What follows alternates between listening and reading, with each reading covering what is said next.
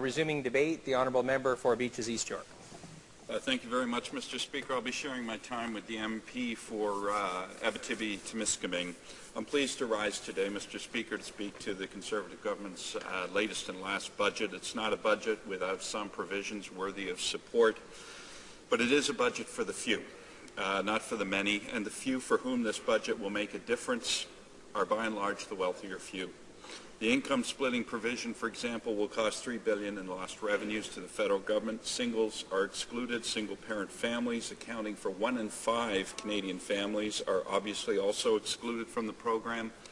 Families with partners in the same tax bracket, accounting for another 30% of Canadian families, also excluded. In fact, 9 of 10 Canadian households, Mr. Speaker, will receive nothing at all from this program.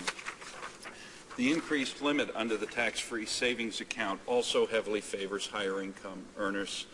While the immediate cost impact of revenues is significantly less than the income splitting provision, the longer-term impact is significantly greater. At maturity, the cost to the federal government is estimated to be upwards of $15 billion annually. This is not a sustainable way to budget, Mr. Speaker. These two measures alone continue the long-standing trend in this country of undoing the progressivity of our tax system. Even prior to these measures, Mr. Speaker, our tax system was the 4th least effective among OECD countries in reducing income inequality, with only Israel, the United States, and Chile having less progressive tax systems. A progressive tax system is but one of the many buttresses against income inequality that successive federal governments have dismantled over almost 30 years. And it leaves us, Mr. Speaker, with a country not quite as advertised, not as generous as most Canadians would like it to be, think it ought to be, with a level of income inequality that Canadians are both surprised by and disheartened by.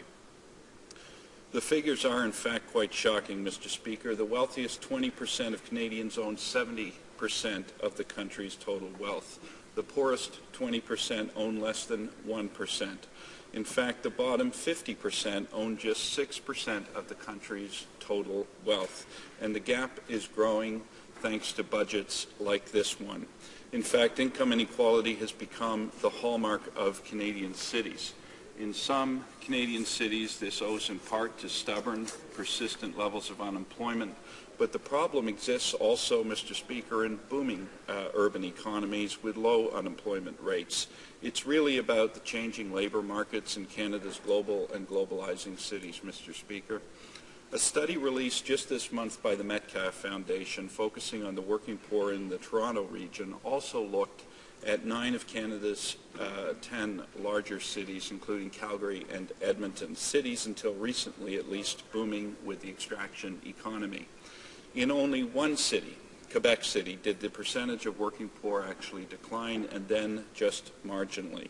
Toronto and Vancouver, Canada's 2 richest and most globalized cities, are becoming, in the words of the report, Mr. Speaker, and I quote, giant modern-day Downton Abbeys, where a well-to-do knowledge class relies on a large cadre of working poor who pour their coffee, serve their food, clean their offices, and relay their messages from one office to another, end quote.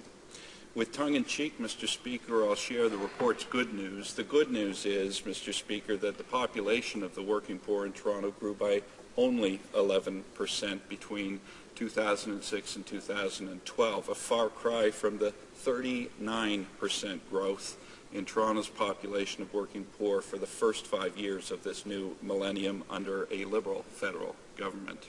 But while the growth rate has moderated, Mr. Speaker, it is particularly worrying that the number of working poor is growing at all in the context of a shrinking number of those actually working.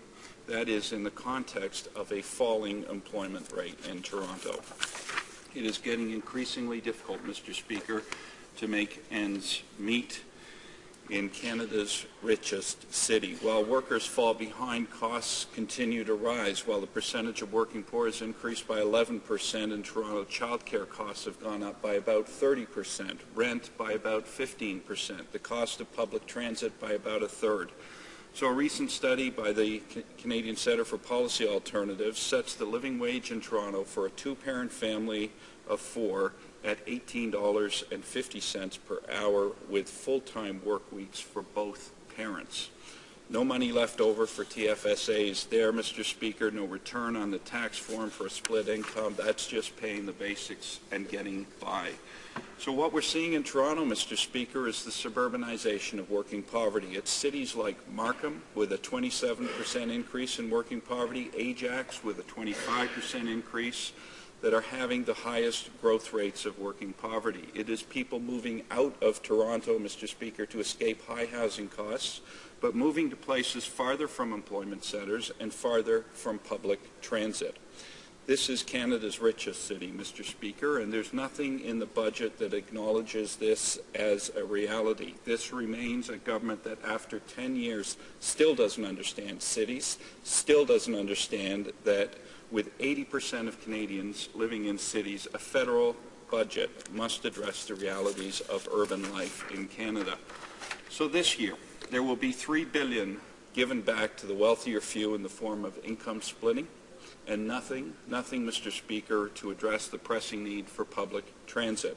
There will be, in fact, more than $6 billion given back in income splitting tax returns before a single new federal penny gets invested in public transit. And even then, in the third year out, this Conservative government proposes that we start up the gentlest of inclines to meaningful dollars. Dollars caught up in red tape and bureaucracy of their mandatory P3 scheme. On the issue of housing, however, there is not even a recognition of need. Long-term operating agreements that provide housing subsidies to over 600,000 households in Canada will continue to expire. In Toronto, where 45% of renters can't afford the homes they live in, there has been virtually no growth in new purpose-built rental housing since 2006. And in Toronto, while 90,000 households, that's about 200,000 or so people, Mr. Speaker, sit on a waiting list for affordable housing, only 260 new units opened up in 2013. There is nothing, Mr. Speaker, nothing in this budget to remedy or ameliorate this situation. Mr. Speaker, if this budget was worthy of being called an economic action plan, it would surely address a set of economic circumstances at the heart of my riding in Beaches, East York. There, a Target store has shut down, leaving nearly 200 workers without jobs.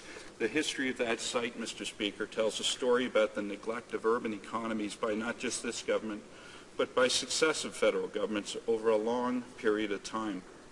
The Target store started its life out as a Ford auto plant. Its workers were the highest paid factory workers, Mr. Speaker, in the British Empire. A prosperous East End of Toronto was built on jobs like that. But over time, we've seen those kinds of jobs slip away. The auto plant gave away to high-end unionized retail, an Eaton store, then to a Zellers, but still with the unionized staff, and finally to a Target store, a foreign-owned, non-union discount retailer that has now picked up stakes, leaving an enormous hole in the center of this community. A community, Mr. Speaker, where over a third live below the poverty line, a community with double Toronto's unemployment rate, a community with an expansive shadow economy as people desperately seek survival jobs in Canada's richest city. The finance minister promised every assistance to those who lost their jobs in the Target chain, but he couldn't even write a budget, Mr. Speaker, that would make a meaningful difference to the circumstances like these. Couldn't even write a budget that even hinted at some hope for change, Mr. Speaker, because, Mr. Speaker, this is a government for the very few, for the wealthier few. It writes budgets, as it always has, for its own electoral constituency and leaves the rest of Canada out. Most troubling, Mr. Speaker, this is a government blind to urban Canada, to the communities in which 80% of Canadians live. It fails to see and address the challenges of Canadian cities, and it fails to see and harness the great potential of Canadian cities and the people who live in them. It fails as a government, and this document, Mr. Speaker, fails as an economic action plan for Canada. Thank you. Questions and comments? The Honourable Member for Trinity Spadina.